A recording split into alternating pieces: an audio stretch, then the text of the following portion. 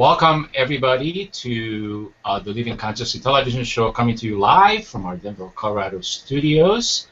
Also streaming right now live on YouTube Live, as well as ConsciousEvolutionMedia.com and at Hangouts.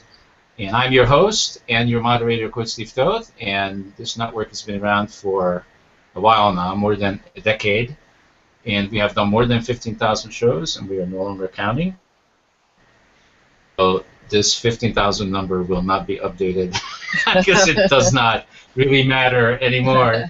And let me introduce our theme for this evening. Our theme today is Why Energy Doesn't Lie. And I love the theme. I can't wait for having it unfold. And also let me introduce our guest this evening. Her name is Dr. Kimberly McGeorge, and she's joining us from North Carolina. Welcome to the show. Thank you so much for having me. Thank you for being here. And we have some other awesome cast members, starting with on Kimberly's left, Jamie Lerner is joining us from that beautiful Windy City, Chicago. Welcome to the show. Thank you. It's wonderful to be back. Awesome. And on her right, we have on Dr. Kimberly's right, we have Dr. Rosie Kuhn. She's joining us. I'm going like, okay, what right? She's joining us from that place where Jimi Hendrix was born, and that would be the state of Washington. Welcome to the show. Yep. Yeah, thank you. It's good to be here. I still love Jimi Hendrix. I can't help myself. All right, so we have this incredible theme, Why Energy Doesn't Lie. And my first question, of course, goes out to our Dr. Kimberly McGeorge. Energy is something that is fascinating me more and more every day. Matter of fact, I'm almost at a place where I almost doesn't care about anything else. Welcome to my world. So I'm just so curious where this is gonna go. Why energy doesn't lie? Such an incredible theme, I feel, because what came to me when I introduced that theme is that everybody in the world, I feel, is trained to protect themselves from who's going to lie to them next. True. Does that resonate with anybody here on the show? Absolutely. You know, it resonates with me, Steve, and I'm sure your other guests, have something to input as well, but it resonates with me because I'm constantly dealing with, and I'm sure you guys have too, clients that have been to 1,000 or 100 or 5 or 3 practitioners or psychics or intuitives or books or conferences, and they're asking us, what we would think would be relatively simple questions. Why do I still have diabetes? Why am I still depressed? Why can't I have a relationship? Why do I feel like there's a weight on my back when I wake up in the morning? Why am I seeing spirits? All these questions that we deal with as humans, and we're all just searching for answers. And I feel, Steve and you guys, that we live in a time where we are starting to have these definitive answers. And the beautiful thing, and this is going to be controversial, and I love a little bit of spirited conversation. Oh, so do I. But the beautiful thing about it is I believe that part of what has held us up is the human ego. The human Absolutely. ego, as far as distraction, as far as ego, how we normally think of ego, and I'll raise my hand. I shared a little bit of my story, before, and I don't know if you guys know my story, but I made it huge in the telesummit consciousness world, huge, top of the field, but I did it in ego, and I was brought low, and that's a different story and a different show. But to come back and work in authenticity and then be so aware of, I don't want to say everyone, and of course we're not going to throw away the baby with the bathwater, but to be so aware of the charlatan energy, kind of what you were referring to, Steve, and of the deception. And yeah, some of it's deliberate, some of it's just self-deception out of ego. I'm advertising, I'm the most amazing psychic, come to me, $100 and I'll tell you who your husband is, all this energy. And when you get to the root of it, I'm seeing these people as broken and suicidal and hopeless and helpless, and they are really looking for something to hold on to and say, help me, can you help me? And if you can't, I think in integrity you say no. But what's so beautiful about the time we live in is I think with the new technology, which I've been working with for 15 years, and now I'm even working with, I guess I call it new technology, which is probably all old technology, really. We know so many civilizations, dabbled and delved into this, and we found so many things. But the technology strips that ego out of it, and it's so funny, and we can talk about this in a little bit. I wrote a conscious, the Conscious Collective of anyone who would ever listen to this show. I ran a little panel on some things that we can share later and we can talk about and get into, but those are just my initial thoughts, you guys. Well, it's interesting because the word ego is such a trigger word for people that they can't even address it. I mean, the minute you say ego, people get right into their ego and go into defensive mode. So, I think that when we are connected to ourselves, that our ego stands down. And there is no room for ego when we are in a place of connection with ourselves. However, when we are not, I think that it's so easy to be in that place of ego because naturally our defense mechanisms kick in and that's what takes over. And but I love this conversation because it's such an important thing to explore when we're connected to ourselves and when we're able to flow information through us. I believe that we're all just vessels here in the receiving mode, and actually we all have the same capacity to do so. However, it is that ego that gets in the way of the receiving, which is actually so interesting because it's the very thing that we claim to be able to do, and we're not able to once we're in our ego. So it's a great conversation. I just want to point out, sorry, Steve, I didn't want to talk over you. I know you're the host, but it's so beautifully said. Our ego stands down. Isn't that beautifully said? I just thought that was so beautiful. Thank you for saying that. I just thought it was brilliant. Thank you. Welcome. Yeah, I'm managing my ego, so you can interrupt me. So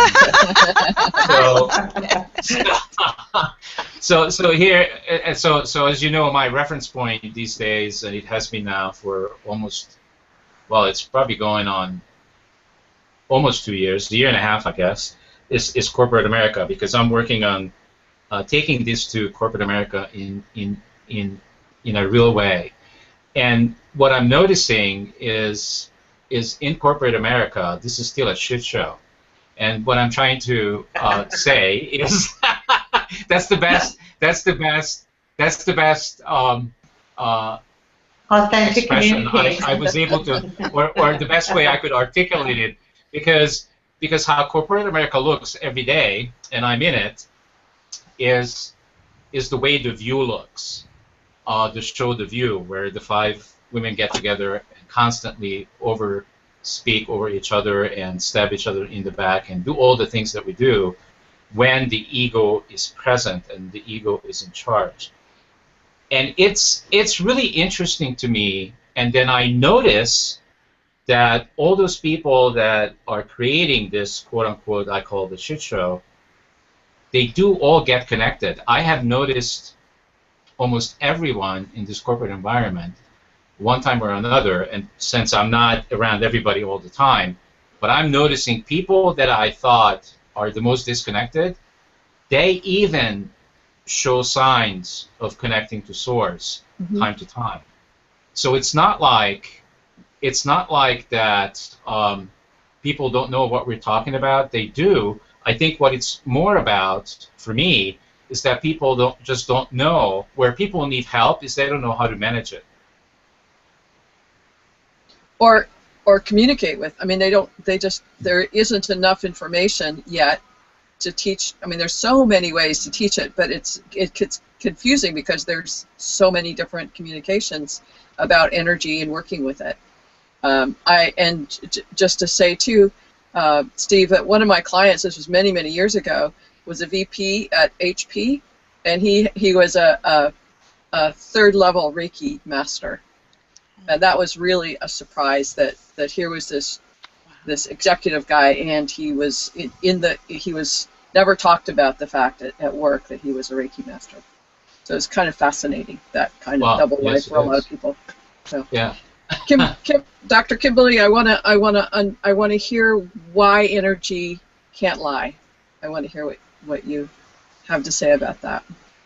Yeah, and I'm going to kind of brush over that because it's like a 8-hour, 8-week, 8-year conversation. But what I'm finding as I really, I've been in energy fields using technology, which, some would argue that you bring your energy into it. It's become so fast and so high tech. To me, it's like saying, the ultrasound technician said it was a girl and it was a boy because they brought their energy into it. So I think it's refined. We have our tech refined to a point that there's almost not a lot of room for ego. There's not a lot of room. I take that back. There is room for wise interpretation. There's not a lot of room for foolish interpretation. And I think you guys know what I mean. There's levels of skill. There's levels of skill in a surgeon. There's levels of skill in a psychic or a healer or a teacher. There's definitely those that are extraordinary and natural and do receive. I love the channel piece that was already mentioned this evening. Totally believe in that, but what's in between? And so as we look at the chakras as expression of energy, as we can see the meridians and the imbalance, when you say the word channel, I always think of clear channel. I don't know about you guys, or, clean drinking water in a glass, something pure and something, from source. We hear that, pure from source, or clear information, clear communication.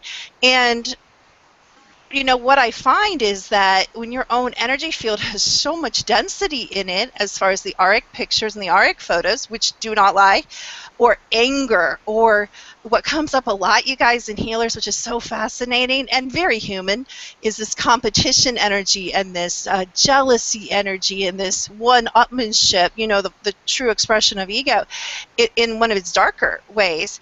And so as we see, all these energies, I'm like, oh my gosh, well, no wonder no one's having results, and I've had places in my career when, like I said, I was working in that, and I would run, I would be stuck. And so I love the fact, I eventually actually believe that as we embrace the technology and bring it into consciousness and bring it into healing and bring it into even the psychic world, that the charlatans are going to fall away first, and then the lower level practitioners, and I think it's going to raise the standard of the game. Part of the reason I think people want energy to lie, or they don't want to be exposed to tech, is because, you're called out. It's funny, somebody released, how people release things like, this is a frequency charged picture, or this is a symbol I received from the angel Michael, and I know I sound like I'm making fun of it. I'm not. I'm a little skeptical of it because I run these things through my tech. And again, everything has a frequency, everything has an energy, and it reflects that out. And we can see that when we put it through the filter of the technology I use. And you guys, it's appalling. Some of this stuff is so horrifying. It has the energy of density. Here's a gift, Steve. Here's a gift. Would you like jealousy and density? Why don't you meditate on the symbol and put it on your mirror and stick it under your mattress? I mean, mind-blowing stuff that people are selling. And Okay. So I want to say one thing. Okay. It is my belief that for every person searching and seeking out there, they are vibrationally attracting the person who is going to do the interpreting. So it's kind of like there's something for everyone out there. And I do believe that we, with our own energy and vibration, call into our own experience that what we're needing to hear and see. And so all those charlatans or mediums or whoever those people are, I think there is a purpose for that. And I think they're really serving a purpose because people are seeking and searching and vibrationally attracting that which they are really wanting to hear. Now, is that true? I don't know. I think that people bring themselves to every experience, and then they're asking for a vibrational interpretation of just that. And oftentimes, that's what they get. So who is the real charlatan or the liar? It's actually the person that shows up that is actually presenting a veil. And through that veil, the interpreter is reading it. So that's kind of another way of looking at this. That's actually another brilliant way of looking at it. I agree, because it's the law of resonance. So I always say you cannot attract any less than who you are being. You cannot attract any less than what you are. So if we're living this, like you said, maybe a false life, or we haven't faced our ego, or we haven't faced our darkness, maybe we're not even aware that we have to. Maybe it's in innocence. Who are we calling in? Maybe we do begin calling in at the most basic level people that are similar to us, people that have, like you said, and so I think there were many, many pieces of truth in everything you just said. Yeah. Kimberly, I want to get clear, too, about when you talk about technology or your techs, what does that actually mean? Yeah, that's great. I use a number of different pieces of tech right now. It's proprietary and in what we call beta testing. I'm working with someone in India, and I'm working with someone here, and we are going to have it available. I don't know if it's going to be available to the general public at first to practitioners, but basically it works on multiple levels. But basically what I'm doing is I'm taking your picture, which, as we know, I hope most of your listeners, I know you guys know, but I would hope most of your listeners understand that, there's a reason why the African tribes said, no, do not take my picture, you're stealing my energy. Dead right.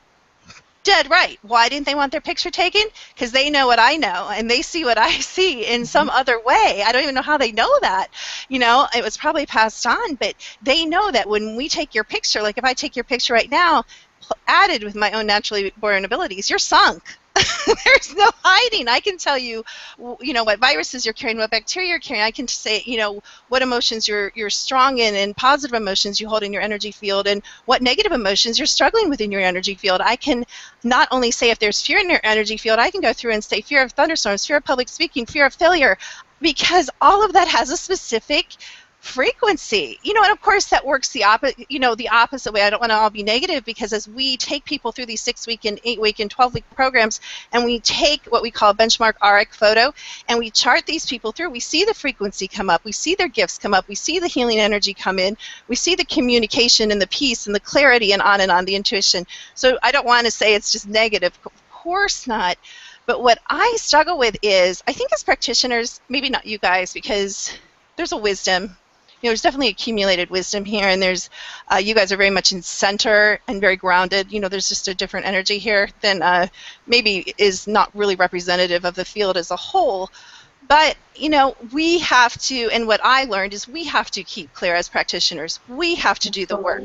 Health, mentally, emotionally, spiritually, physically. Of course, we must walk our talk, and it's true. There are very few people that do that in any field. I mean, you see doctors who are very overweight and unhealthy. It's every profession, but particularly this one. There are so many people, and initially my training is a psychotherapist, and I often saw so many psychotherapists who chose never to do their own work, and instead of trying to help others. Well, it doesn't work. It doesn't work that way.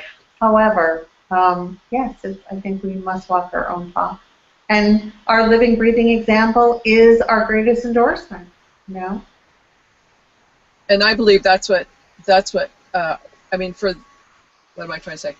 That's our attractor field. I mean, it's like I want to do my highest and best work, and I want to give that or share that in service to the world.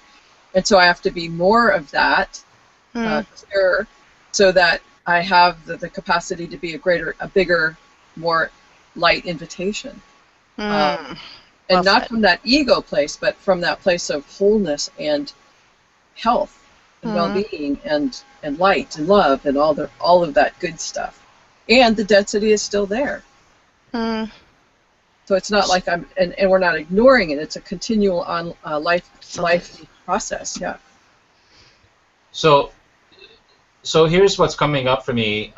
In this dialogue, which is, I love technology. Obviously, I love it and hate it. Actually, that's the truth. In our history of this show, Living Consciously TV, it's going on more than 4 years. It's amazing. But we actually started this show with another doctor who had what I call a shiny object. And there's a lot of shiny objects out there that's going to tell us, quote unquote, the truth. And it just so happened that that doctor that was involved with us, and I think we don't have the other cast members on here right now. Dr. Rosie just came into this in the last, I don't know, 6 to 8 months. So she doesn't have the very beginning of the history. But that doctor had definitely that illness that we talked about earlier, which is he didn't want to walk the talk. But yes, Steve, he did. He had a tremendous following, though, too. So it's interesting. Even though he didn't want to walk the talk, when I asked him to be public about it and to be straight with us in terms of who he is, and you know what, you know, just be authentic. You know, he was unwilling to do that because he dropped out. He put himself above us. Yes, he did, and it didn't really work, did it? No, not really. So and so what I want to say about this is that I'm not really searching, although I'm sure that there is going to be other shiny objects in technology, but I'm not really searching for that because I found my way of doing this, which is not unique. I think a lot of other people do this. I just use my emotions to guide me, and so far it's working beautifully. And I'm also using the very simple fact that, which is something, you know, and I have to keep saying this. Jamie on this show from the very beginning talked about 4 years ago feeling good, and it took me 2 years to catch on what she meant by that. And now I got it because I'm living, I'm being authentic about it. And now I understand every moment in my life that my interest, my utmost interest, is to feel good. And when I'm not feeling good, I have several things that I can do now to switch and not be stuck in not feeling good. And it's a beautiful thing. It is. For other people, though, I think the technology could be helpful because absolutely. I'm not speaking against technology. No. I'm just saying that there's different things for different people, and like what you said earlier, that's perfect. And we, whatever vibration we put out, and I'm sure all of us here on this show believe in the laws of attraction. We'll get back from the universe whatever it is that we put out. Well, the technology then somehow could help people who are unaware understand where they are vibrationally so they can shift. And I think that might be the really helpful for a lot of people who are not as tuned in as you are, Steve, or others, but then this becomes like a guidance for them until they learn to use their internal guidance. Is that right? Kimberly, is that? Yeah, absolutely. And it's funny you say that because, you know, I have different versions and different types of this technology, and I've just been, I call it downloaded or channeled or given, you know, different ways to use it than most people use it. But one thing that's funny is, you know, when I'm feeling good and I'm in tune and I'm clean and I'm clear, I don't personally use it. And I'm not saying that's necessarily good or bad.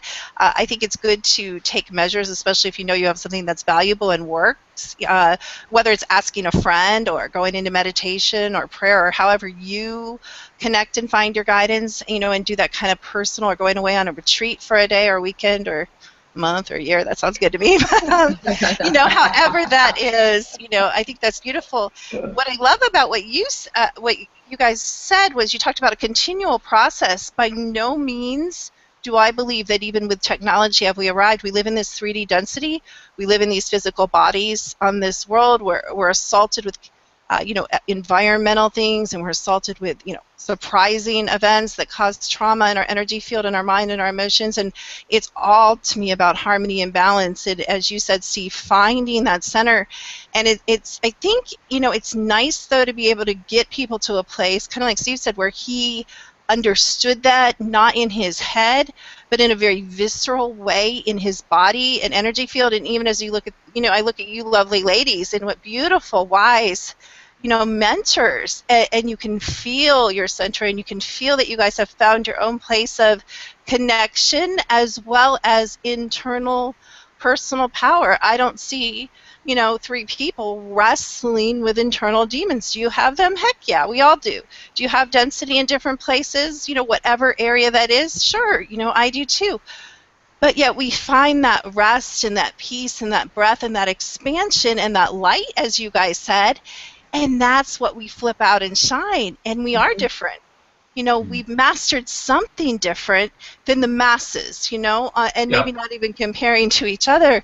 But when you compare yourself to this 7 billion, it just breaks my heart, you know, hurting, crying out, desperate people, you know, even your neighbors, whether you live in a nice neighborhood or an apartment complex in the ghetto, you know, there's a few people there that are peaceful, but, you know, you still go to the restaurants, you still go in the shopping mall, you still hang out and chit-chat, and it's still sickness and depression and anxiety and struggle. And, you know, you talk about the law of attraction. You know, how do you master that? How do we really own that in our field so that we do speak things into existence as soon as it comes out of our mouth? Do we guard our thoughts? Do we understand how superbly, you know, powerful words are? One of our programs is, you know, and I don't have this program, but a friend of mine, a doctor in India, created this computer program, and he, you know, you guys have probably heard this, he switches up the spelling of your name to get it to a higher frequency. It's still your name, but you add a letter, subtract a letter, add a middle name, or add one of your parents' middle names. And, you know, we play with this stuff, and what I learned the more I play with this is, you know, how they talk, we always say it's so important what you think, and positive thinking and positive speaking. It's like more important than we would ever dream, because that is literally just like the machine outputs frequencies. We're frequency generators. We're either putting out light and, you know, high frequency stuff, or we're putting out, you know, just blah darkness. Yucky stuff. You know, but as practitioners and light workers, I think that the most important thing that we can do for everybody is to see them in their highest vibrational frequency, even if they're not feeling it. And our ability to do that is, you know, it's very easy. So I think that's what we have to offer all the time, is we uplift others through our vision of them in their highest self. Mm-hmm. And people feel it. And I think that that is what the word uplifting is all about. And not from an ego place either. It's from our frequency, our vibrational energy, that we can assist people in assisting themselves. And then they can own that, because that has nothing to do with us. We show up as who we are, light and love, and they absorb it and they're on their way. And that's what it's all about. So that's kind of... Yeah, I totally agree. So I get feedback in this corporate world, and the feedback I just got recently, actually yesterday, is that they think that I block everything that every negativity that happens in the office. They think that I'm blocking it out, and so I had to clarify it for them, and I don't. Something that I have made an agreement with myself about is that I don't go and talk to anybody in this corporate environment about this stuff unless they ask me. It's just a policy I put in, because there's no sense pushing this stuff on anybody. They have to be either interested, or they have to come to me with a question, or I may have an opportunity in a meeting that something comes up and somebody's asking a question, and then I'll answer it from this place where I am. But in general, they don't really know what to do with me, because I am showing up the same way as, and I have to use Jamie again. Jamie, from the very beginning of this show, showed up for me that I didn't know what to do with her. It's like, how is it possible that somebody can be this grounded and this beautiful and centered and radiant and always joyful and happy? And I'm going like, there is something not right. and now I get it, because this is what people think about me. It's like there's something is off with this guy, because what he's doing and who he's being is just not possible. But I'm going, yes, it is, because I'm showing it to you. It's possible. And I clarify to them that I'm not blocking out the negative energy. I really am not. I'm actually tuned into when I'm feeling something negative, and I just make sure that I don't get stuck in it. I do something. I either distract myself from it if I don't know what to do with it, or I don't understand why it's happening, or it's really making me feel bad. Then I may even change my environment. I may leave. I may go into nature. I may do something. I may plug in my phone, my smartphone, and start listening to my favorite music, because music connects me to source immediately. I will do whatever I have to do to get out of that negative feeling or negative environment. And they think that I'm blocking it, and I had to clarify that I'm not ignoring it. I'm not blocking it. I get it. I feel it. And basically I explained that's what I do these days, is that I feel, which I'm noticing that most people in the corporate environment that I'm in, they do not want to do. They have decided somewhere in their life that pushing down their feelings seems to work for them. So in a Well, it only works until they end up in dis-ease or something. The universe sets them down because something has happened. So, I mean, something like technology could, I think, assist them, hopefully before that does happen, in pointing it out, especially for people who are not interested in delving into any of this themselves, which is most people. Most people are not interested in personal responsibility. They're not interested in doing the work, which is fine. However, this kind of offers another opportunity for people who don't want to do the work. It's kind of like you go in and you get read through technology, and then you have opportunities to shift or not. Yeah. So I like the idea too with this this technology, Kimberly, that you're talking about, because it gives people a reflection of the energy and the vibrational resonance of a dis-ease, in a sense that it's not about a cancer or a tumor or a diabetes. It's about a vibrational resonance that's contributing to the disease. And for me, that makes my heart sing, because people can see this is something that is not related to our physical. It's related in a sense it's in our physical density, but it's not caused by our physical density. It's caused by it's caused by our responsibility, as you're saying, Jamie, but it's in our response and how we be with the energies of life. So I love that what you're giving people is this picture of here's what it looks like to be you in all the different ways, and here's some options to consider. And like you're saying, Jamie, they can do what they want to do at the speed and the level of the gradient of learning for themselves as they go. But to have that picture and say, oh, I see how that creates a tumor or a cancer or a disease of any sort, I just think that's wonderful. It's such a gift. So you mean how we are capable of breaking down our own system, our own design. That's what you're talking about, and having people also realize that that's how powerful we are. We're just using it. We're just using it for the not so cool reasons. Because that's right.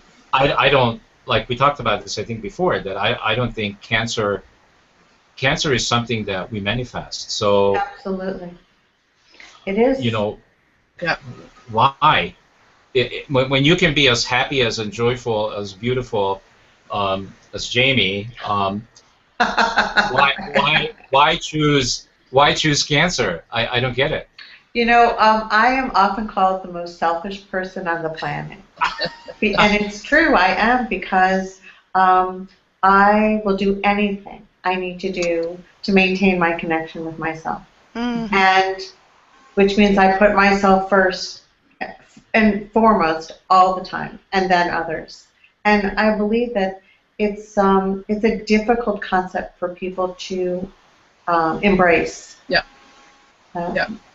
Donald Walsh in Conversations with God, in the chapter on relationship, he talks about that, and he says, God says, when you are acting in your highest good, you are acting in everyone's highest good.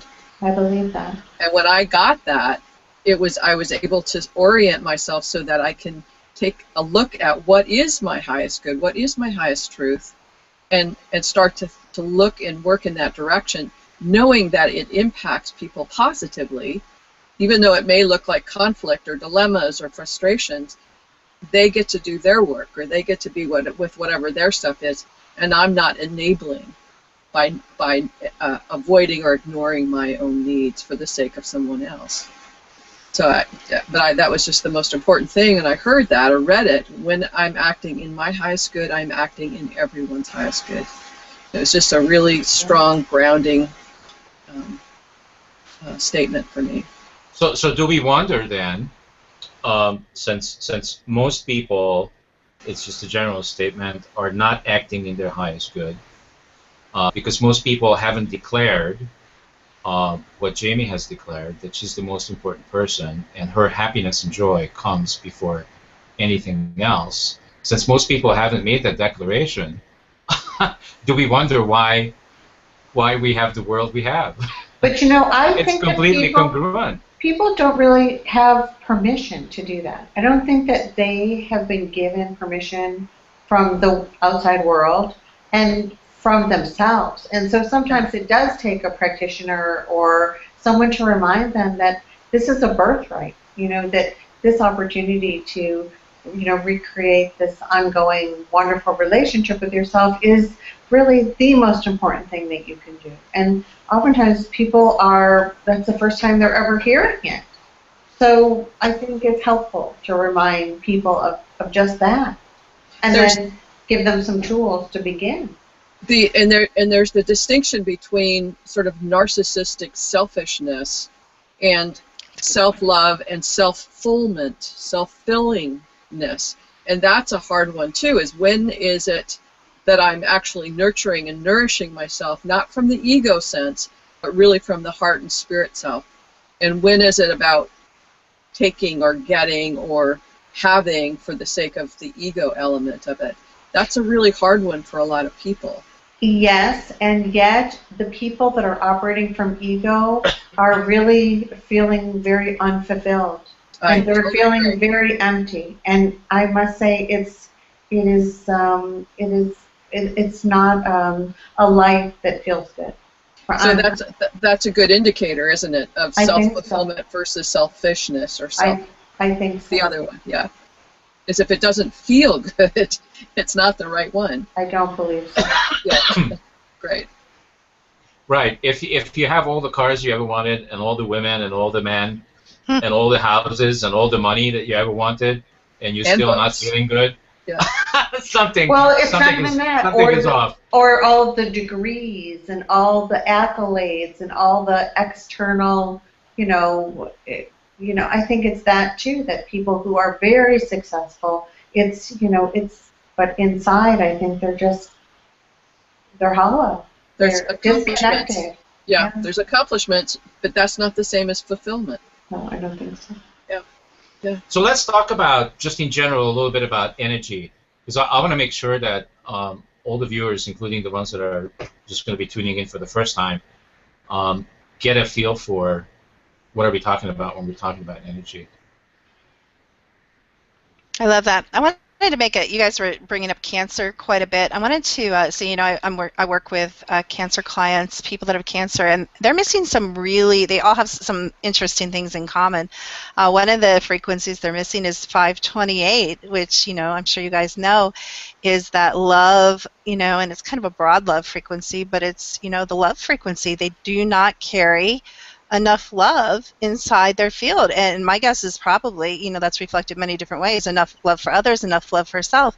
Another thing we see in repeatedly in cancer clients specifically is this lack of forgiveness of self, or a betrayal of self, usually very, very, very young. Someone mentioned, and I'm sorry ladies, I don't remember which one of you mentioned, we don't give ourselves permission, or we're not given permission, whether it's by society or parents. I actually think in most families we're really programmed, and in school and in society, against what I call radical, self-love and self-forgiveness. So it's more how you're living it out Jamie, it's that's a radical concept. I mean, maybe just saying it so sweetly and casually, it's not. But if you dissect it and really try to apply it and try to stick it in different places of life, you're going to see that it really takes some mastery, and it really takes some consistent practice to bring it back to probably the mastery level that, you know, maybe some of us have attained. And I still think, you know, I have a ways to go. But I love what you guys said about, and it's so true, Jamie, what you said about how everyone has their thing that they think will make them feel loved or make them happy or fulfilled, whatever you want to say, connected, whatever that word is for them. You know, it's not always money. You know, it's you know, for some it's the love of their life, and they meet the perfect person, and you know this, they're still not fulfilled, even though they have a great marriage or a great relationship, or they always wanted to have children, and they knew that would be the epitome of satisfaction, but it's not. And so where does that leave us? You know, we only come in with one person, and we only leave with one person, and I absolutely love that you kind of pointed out it begins and ends with us. And so it's beyond selfishness. It's really not about, it's really a matter of practicality, you know, that nice. You've arrived at what you know, what we're talking about. But Kimberly, wait a second. So every one of us came into this world, I believe, the same way I have been referring to Jamie. We were all pure love. Yeah. Love. And we were full of joy, and we were full of everything that we ever wanted. We were already manifesting it just in the beauty of who we were. And then shit happens through life. but we can remember yes, absolutely. that we came that way, and I am working on getting back to that, because I somehow, and I'm not pushing this on anyone at all, but I had this conversation before a number of times, and I don't know where this came to me. Maybe it was channeled or not. I have no idea. But I referred to this before, the being of love, that when we are in love concept, when we are in love with somebody else, like an object of our attention, we think that they making us feel that love. And I figured out a long time ago, this was way before I even been dabbling in consciousness, but I figured this out, that that's not true for me. The way I'm making myself feel when I am in love is my doing. It Absolutely. has nothing to do with the person that's in front of me. Absolutely. It's my doing. So if that's true, and I prove that to be true for myself, we don't have to be just in love in our lifetime just 4 or 5 times. We can actually be in love with ourselves all the time. Yes, and we can use every other person on the planet as our excuse to be in love with ourselves. Yes. It's perfect. Yes, we can. Like, yes. Why not? So that's exactly what I'm on right now, if you can call this a drug, but I don't know what it is, but I'm on this right now, is that I am, as much as possible, come from a place that I am in love, and the world looks completely different. It's called Welcome to the Vibrational Highlight. That's what it's called. That's good. I wanna bring something in, though, because I think, I mean, this is my perspective, and I'd like to hear what you guys have to say. But you know, as much as we are innocence and love, I believe we come in with the density and the vibrations of past lives and the ancestral, and all of that is in our the cellular memory that creates the density, and it's like we come in already with post-traumatic stress disorder. So, and we live out, we create the patternings of the vibration from previous lifetimes. And so even though there's the innocent self, we're also this other human, the word humanoid came up, but that the part that has been holding the cellular memory for thousands of lifetimes perhaps, and the memories of those create the circumstances of this life so that we can work them through. So it's the challenge of knowing the innocence and the love and the purity of who we are at the same time that our human bodies, our human energy fields, all of it carries the cellular memory of past lives and ancestral goings on that have us fearful and depressed and always in survival. You know, our ego, I believe, is about surviving and creating whatever it can so it can survive, because it's lived through so many deaths, if you will, that it's just learned how to manipulate to do its best. Any thoughts about that? Gosh, I have so many thoughts I have to share with you guys. My daughter does something called soul readings, and when we first offered them, all my children are natural gifted in their own way, and she's a natural born channel. She's only 19 at the moment, and so everyone got really excited about these soul readings, which are like soul imprints, kind of the core of who you are, at least at this time. And she does it in symbols and in colors and in pictures, and so it's kind of this composite drawing. So we started doing these soul readings, and at first I was really excited too. I'm like, oh, I get to tell everybody how amazing they are.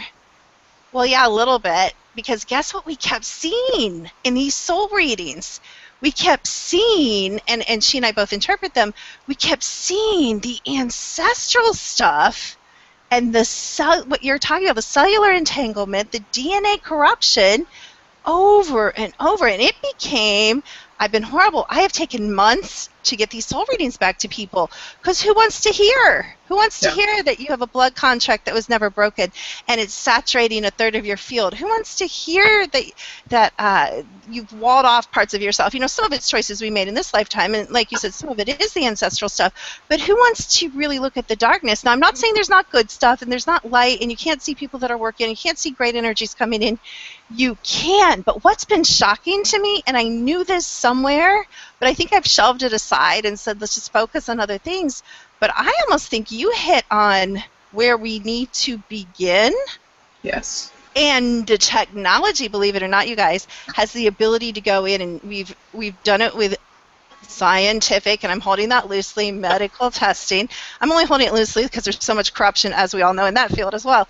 But we know we can change the DNA right now, whether you're 80, whether you're 60, whether you're 40. Talks about that all the time. You can change the DNA. Yeah, and it can be, and I don't mean, magic, focus, provable, change the DNA.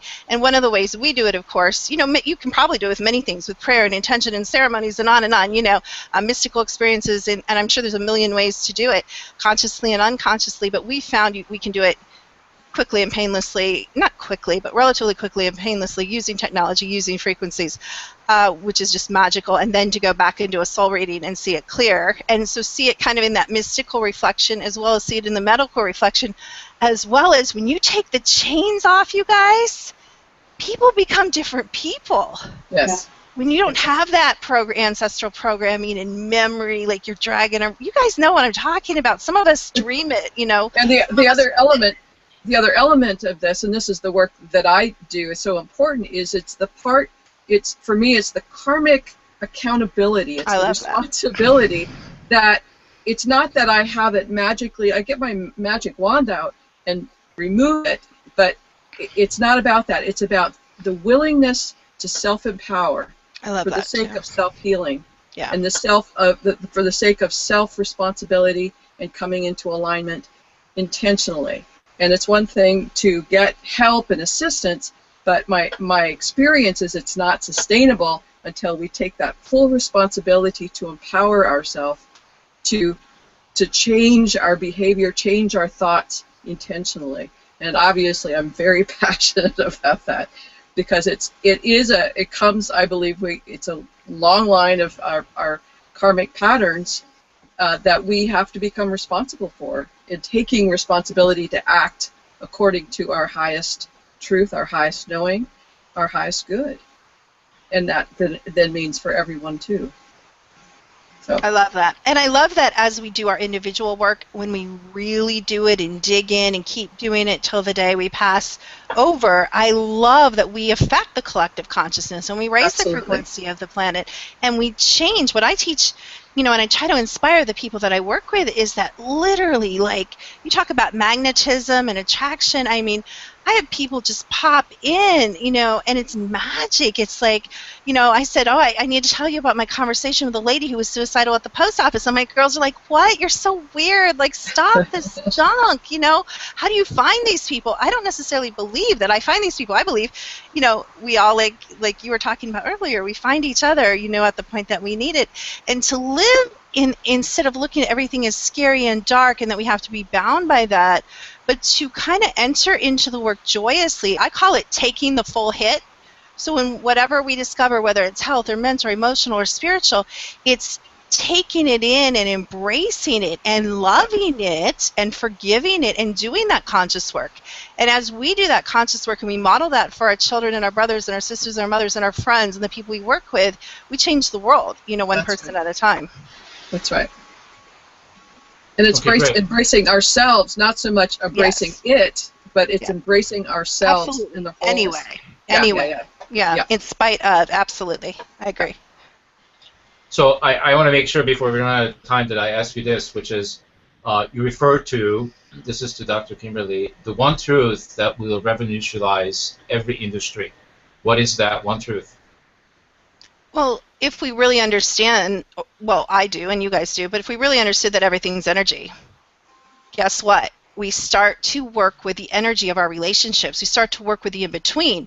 We see that as just a viable entity as me talking to the three of you. I need to do the work with that energy, the energy of my business, the energy of relationships, the energy of the neighborhood, the energy of my home, the energy of my land.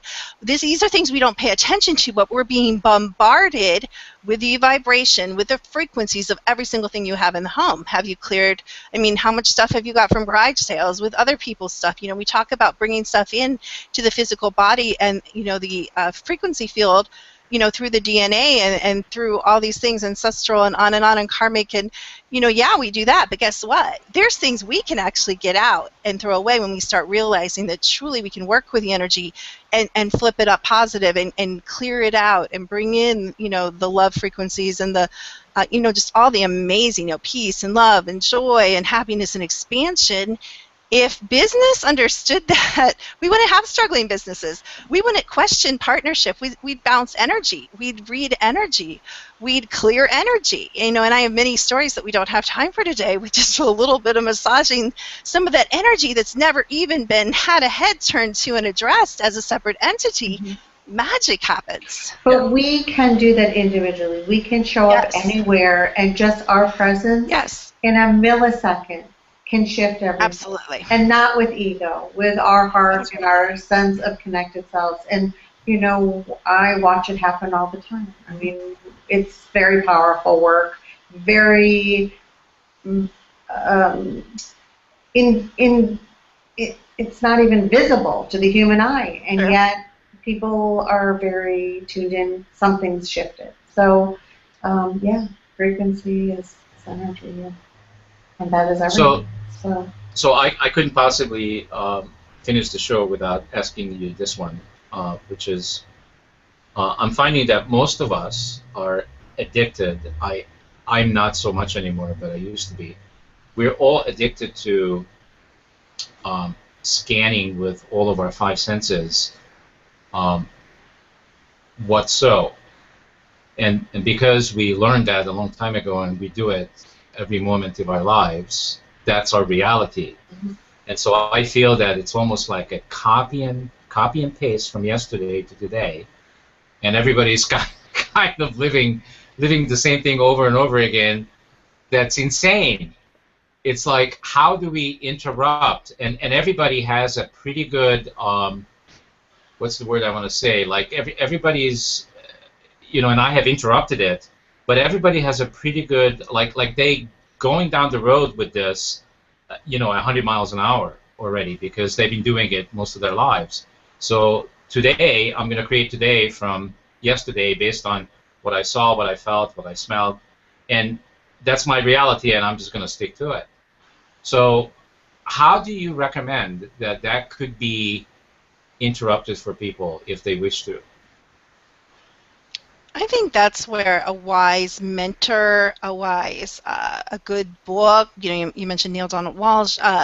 There's many wise ones that have modeled and shared and channeled and brought in, and as you said, Jamie, radiate. And I think sometimes we need assistance. Sometimes we don't know how. There were spots in my life, many times, where I didn't know how to navigate that. What you're talking about, we do have to fight against other energies, programming energy, things that are netted around us that some of us can see, and templating, and sometimes we have to update our own templating so we can rise and we can integrate to the higher frequencies and we can connect to other beings and other dimensions, getting a little woo-woo, but but we're just so, we aren't created to be small, but I believe 3D keeps us small, and that's deliberate. And so when we see beings like on this show, these are the people that I would go to. I would go to you guys as a way shower, as a light bearer, as a higher frequency being that is doing the work. And I don't mean doing the work with others. I mean doing the work inside with yourselves. Don't you feel like you're straddling two worlds? Oh my gosh, I love that you said that. I love that you in between that. All the time. I always say that. I love to hear you say that. Blesses my soul.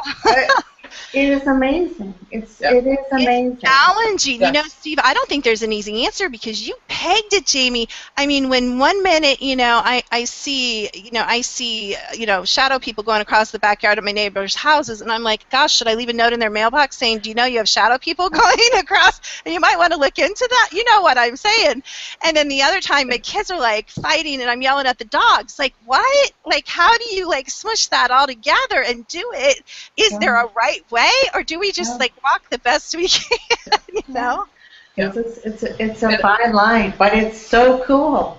It's really so cool. fun. Nothing, wouldn't trade it. But you know what? Everyone's like, I wish I were like you. I wish I were like you. I wish all my senses were open. And we work toward that in their gifting, of course, honoring their abilities.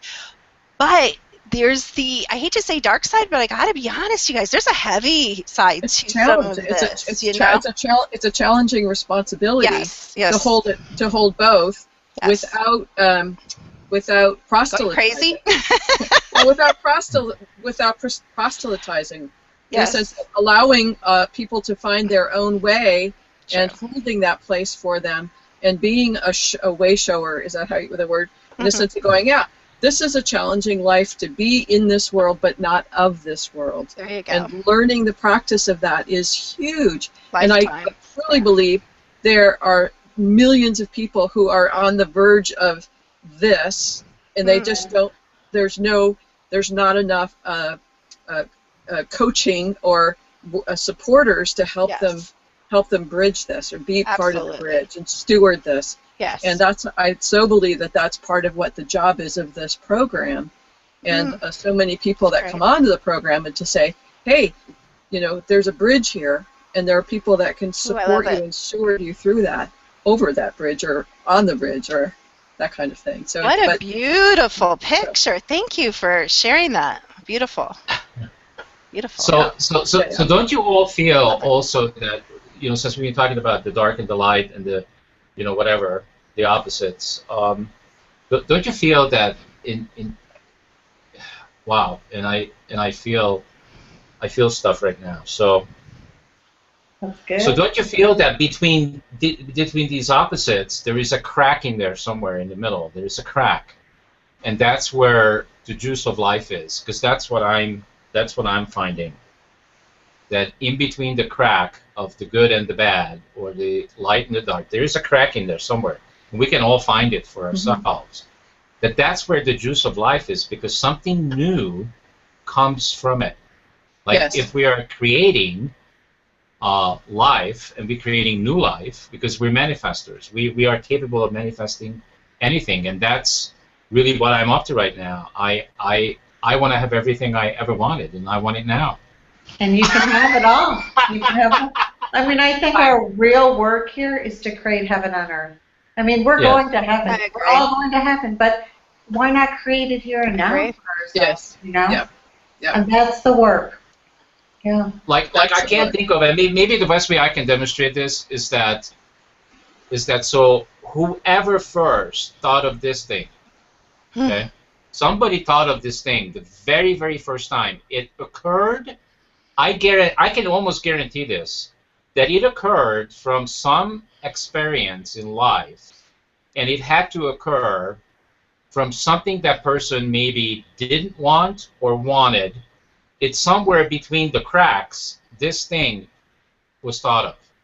And then that he or she, whoever that was, manifested it and created it and made it into a material object. But isn't that why we're here for? We're here for the joy. Agreed. Yeah, I know, but aren't we here for Give me more of that. creating new stuff and creating always Oh creating? yeah, 'Cause I'm creation. Absolutely. I'm experiencing like this show is becoming a new conversation almost every week. We're saying things that we have never said before. Yeah.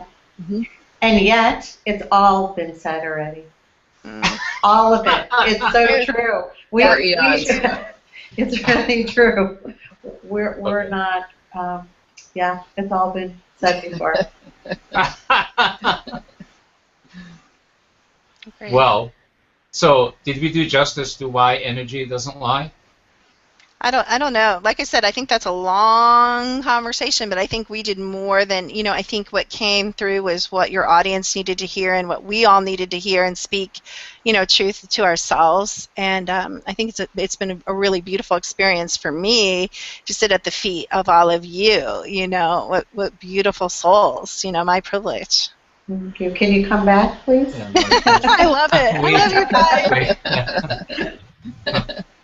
Yeah, we do this because it works, and it works based on the laws of attraction. We don't need to anymore worry about who comes to the show, because who comes to the show? Who's supposed to be here?